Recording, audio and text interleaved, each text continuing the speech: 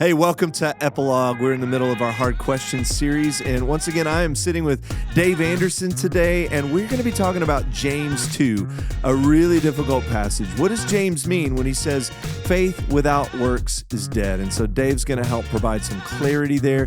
If you wait for it, he's also going to take me to school. I felt like I was sitting in my class in seminary and scratching my head. And so I hope you enjoy this episode and hope it's helpful to you. Well, Dave, thanks again for joining us for Epilogue. Russell said it before, but we like to bring in some heavy hitters, and you're, I think, the biggest heavy hitter we might know. So I appreciate you sitting down with us. You don't know many people, do you? Well, it also helps me. You work right down the street from us, so That's this is right. awesome. Great School of Theology. Great things are happening there. Tell us what you've been up to lately. Well, as I said, the accreditation board, the largest in the world, ATS, said we're the only school they have that's going to the world, and that's out of 180 schools. So that's fantastic. We're in 65 countries now, and we're teaching in 9 different languages. So 65 countries, 9 languages. Man, you guys are reaching a ton of people. yeah, we have about 700 students. About 2/3 of those are in other countries. Yeah. So That's awesome. yeah, And that's training these pastors, training these leaders all over the world.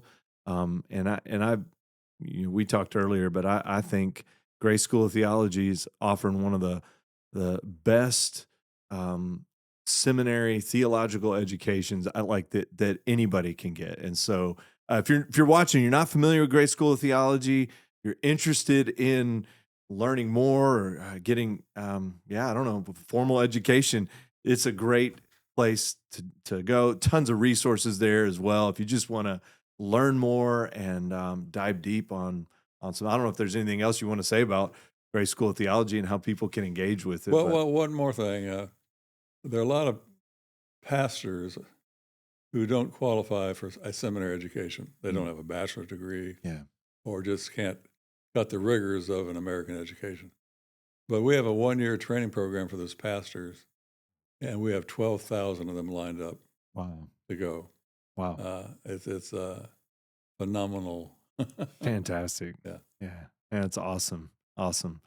Yeah. Not many people know this, but I actually, I went to Grace School of Theology, and Is that what happened to you? yeah, back when you guys were first starting, man, I got so I got to sit under your teaching and several other people there, and just, man, thoroughly enjoyed that. And It's fun. just a great foundation for me. And so grateful for that, the impact that Grace School of Theology has had on my life as well. And so anyway, always a joy to get to sit with you. And today we're gonna dig into another tough passage. We've already unpacked together Matthew 24. So much clarity that you brought to that one. If you haven't watched that one, go check that one out. But today we're going to be in the book of Hebrews, particularly Hebrews chapter 10, one of these warning passages in the book of Hebrews. And Dave, the verse that I think trips a lot of people up, used to trip me up, is verse 26.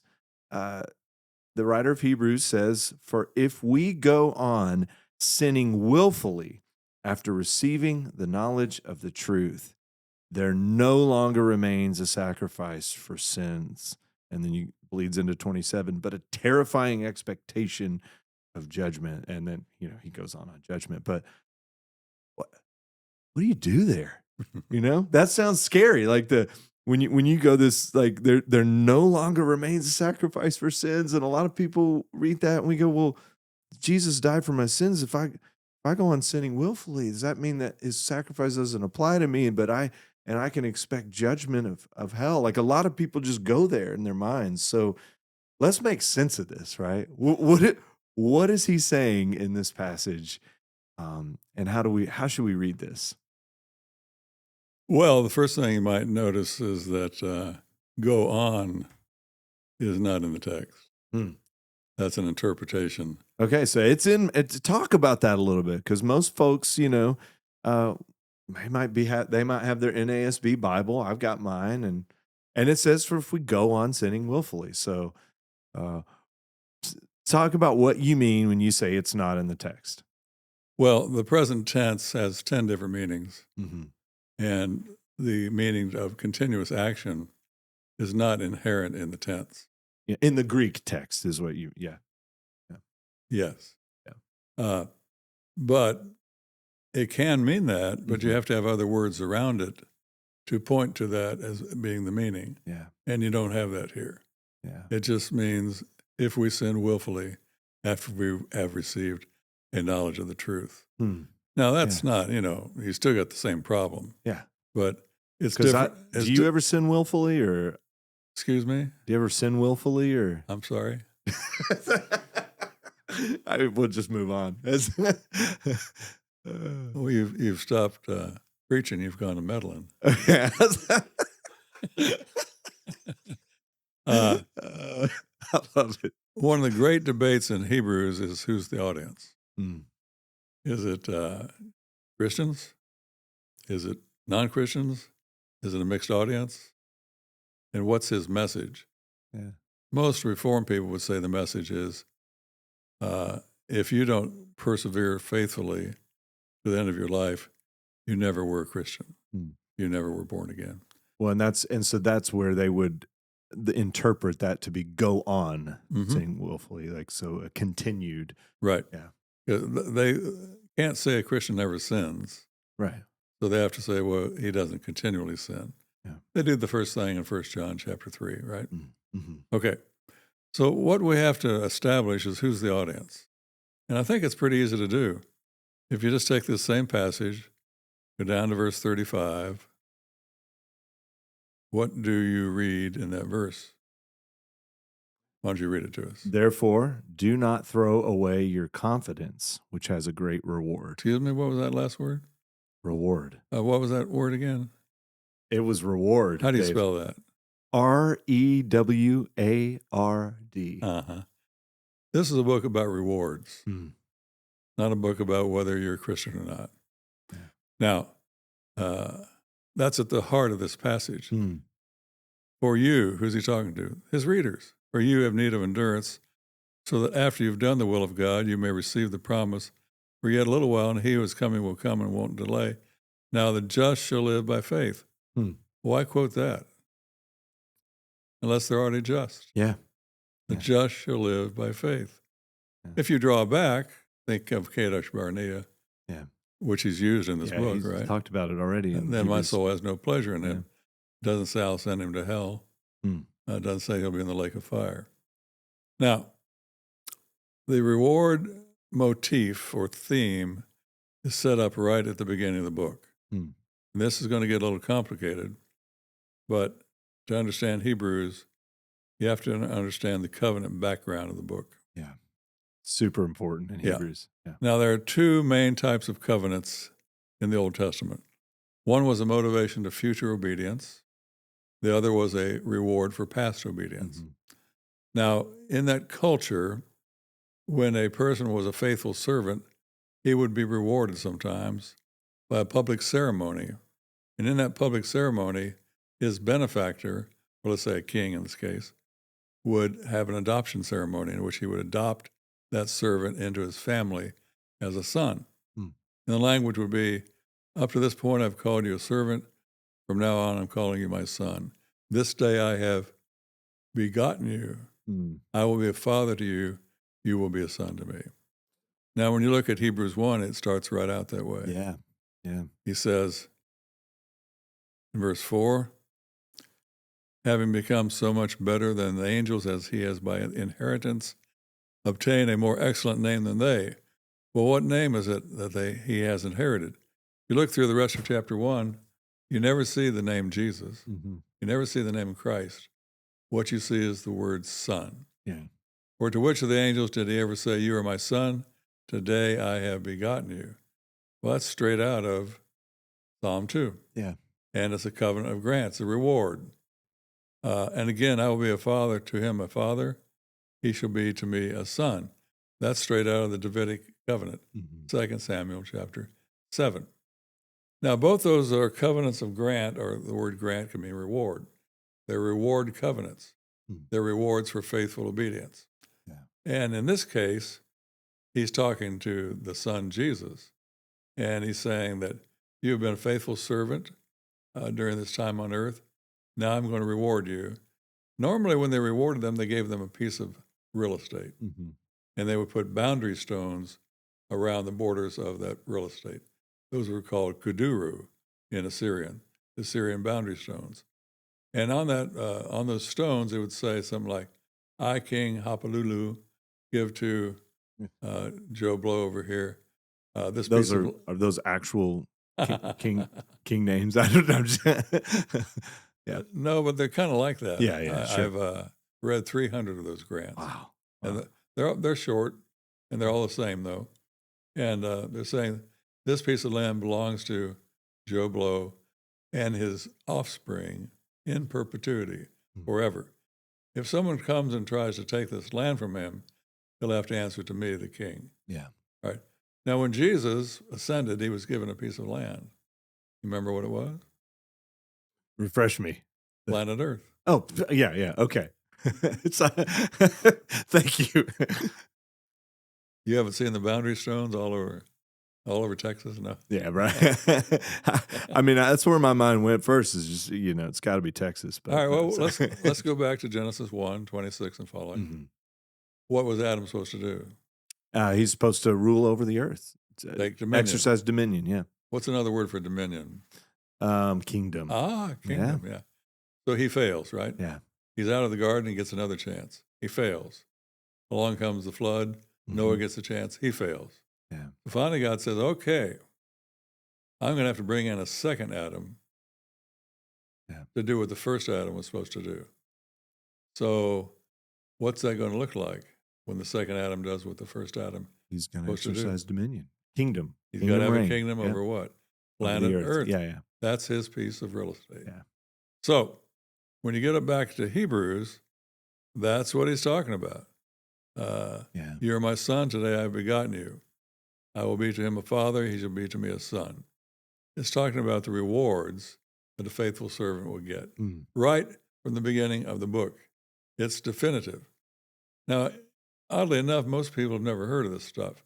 Mm-hmm. I was invited to Marburg, Germany, where Rudolf Bultmann used to teach, to speak to 40 New Testament scholars from the continent, as they call it. And none of them had ever heard of it. They were all New Testament scholars. This stuff's coming out of the Old Testament. Yeah. Yeah, you're getting it from, you mentioned Genesis, you get it from Psalm 8, this idea of, and obviously writer of Hebrews quotes Psalm 8. Right. And, Yep. So all that to kind of lead into Hebrews 10. Yeah. That the book is about rewards to faithful believers. Now, the second thing I would say is, though this language is harsh, it's not as harsh as some language in the Old Testament. In Deuteronomy 4, he talks about fire as a judgment. Here he talks about fire. In Deuteronomy 4, they use a Hebrew construction to give emphasis. It's when you repeat a word. Like they don't have a comparative and superlative. They would just repeat the word. So you got the word holy. If you want to make it more holy, you don't say more holy or holier. You say holy, holy. Yeah. If you want to say holiest, you can't unless you say holy, holy, holy. All right? Sounds like a song. Yeah. So when these Septuagint, the Greek translation of the Old, came to the word destroy in Hebrews 4, it's translated in English as utterly destroy. But in both Hebrew and in Greek, it's the word repeated. Destroy. Yeah. So that's even stronger language than you have right here. So the judgment in Deuteronomy 4 was a temporal judgment, not eternal. Right. He says, if you don't keep these commandments, I'm kicking you out of the land. If you keep the commandments, things will go well for you. Yeah. So the promise there is prosperity in the land. If you want a prosperity gospel, that was it, but it's Old Testament. Right. The promise in the New Testament is adversity. promise in the Old Testament was prosperity. Prosperity, yeah. But it was temporal. And if you didn't keep the commandments or you voluntarily left the land, you were going to suffer for it. Mm-hmm. And that's a temporal suffering. So we think that Hebrews was written before 70 AD because the biggest event in Jewish history, at least after Antiochus Epiphanes, was the destruction of the temple. Yeah. And to write this book about Jews going back into the temple society had to mean the temple still existed. So the great warning is a temporal judgment. If you go back into that society, there's no sacrifice that's going to get you out. The ultimate sacrifice has already been given. Yeah. And we know back in Hebrews 9 and 10, it's given once. Yeah. There isn't anything else. There's nothing left to appeal to. Yeah. So going back there to make sacrifices over and over and over, like the high priest did, was totally in vain, a complete waste of time. Yeah. And so you will probably suffer under Titus if you go back in there.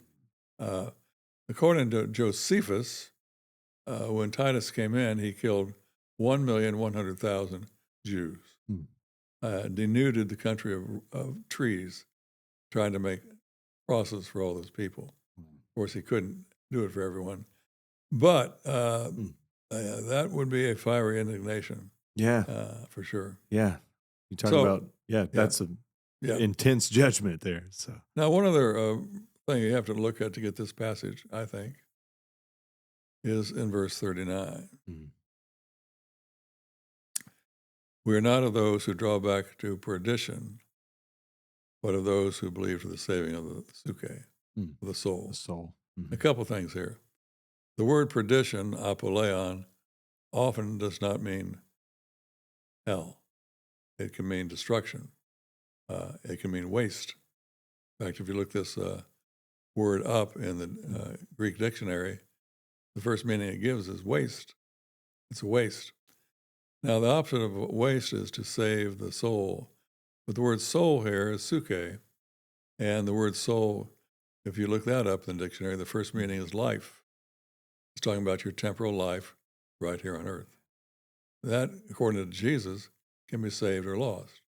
In Matthew 16, he says, if any man would come after me, let him deny himself, take up his cross daily and follow me. For a man would save his life, he'll lose it.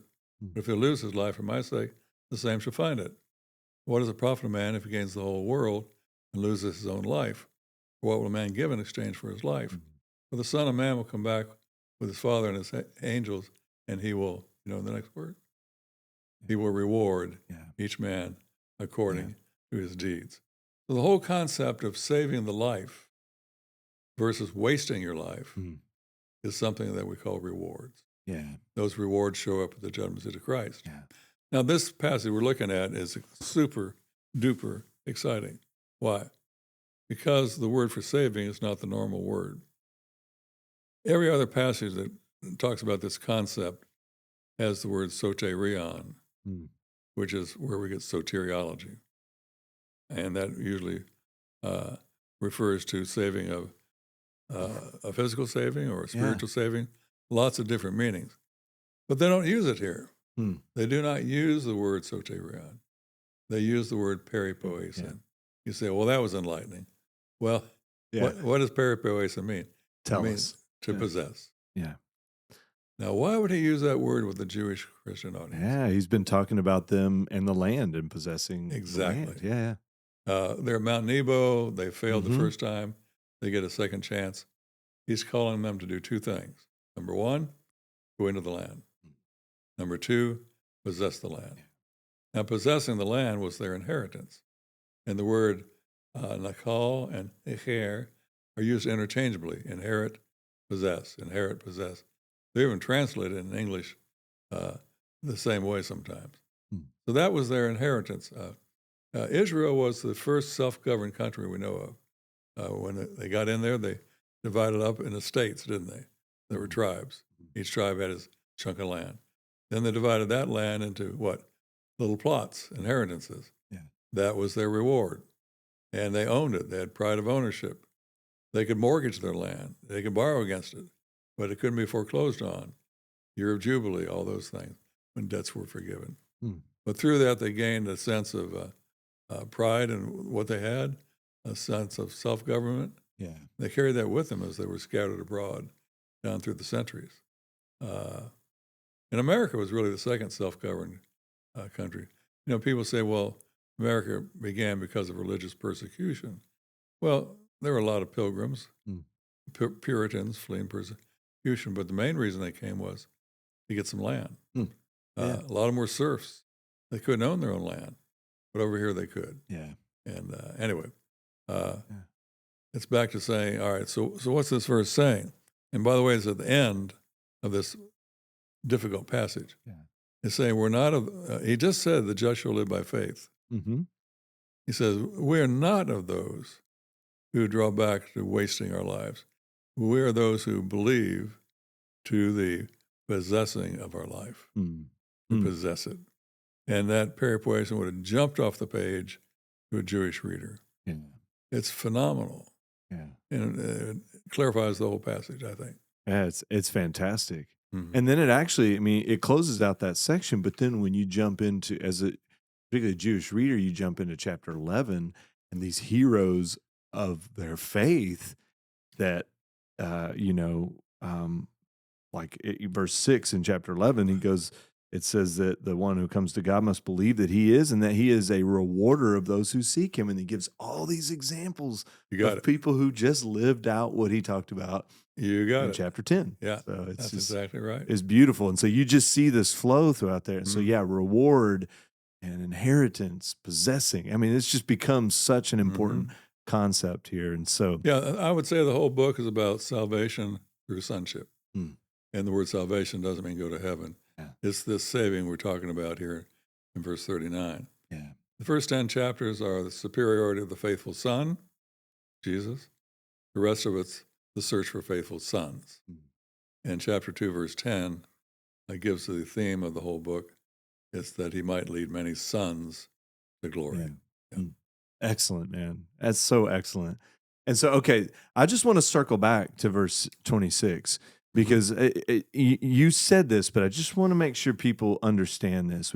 If we sin willfully, right? It's not a go on sinning willfully. So we establish that if we sin willfully after receiving the knowledge of truth, there no longer remains a sacrifice for sins. I just want to make sure people understand that he is not saying that the sacrifice of Jesus doesn't apply to you. What he is talking about, he's appealing to the sacrificial system in the Jewish law, correct? Yeah, you might say there no longer remains a sacrifice that's efficacious for your sins. Yeah. And by the way, the word knowledge there is epinosis, full knowledge. It's not talking about the brand new Christians. Yeah. It's talking about someone who's been at it a while, has received a full knowledge of the truth, and then turned away. And it's fantastic. And then it brings beauty to what even comes before that when he's, verse 19, he's talking to brethren. Therefore, brethren, since we have confidence to enter the holy place by the blood of Jesus, meaning his sacrifice was enough, you can enter the holy place. And then he talks about drawing near, holding fast, encouraging one another to love and good deeds. Man, like we need all those things so that we can go after the reward and possess that promise of reward. And so it's just, man, when you tie all that together, it's beautiful. And so I think everything you're talking about in that context, if we hone in on one verse and we misunderstand it as this warning of not really being saved or losing our salvation, we miss the beauty of that inheritance that he's trying to encourage us toward. Verse 34 talks about temporal loss, but it goes right on to eternal gain, knowing that you have a better and enduring possession for yourselves in heaven. Yeah. That's motivating, isn't it? Oh, right? yeah. Well, that's a reward. Yeah. Therefore, don't cast away your confidence, which has great reward. Yeah. Yep. Critical. It's critical to understanding this. It's not about heaven or hell. It's about reward in heaven for believers. Right. Yeah. Excellent. Thank you, Dave. Yes, sir. Thanks for bringing clarity to this. I hope that's helpful for all of you watching. Again, you see the link in the description below. If you have any questions about some tough Bible passages, we'd love to hear from you and help answer those questions if we can. Thanks.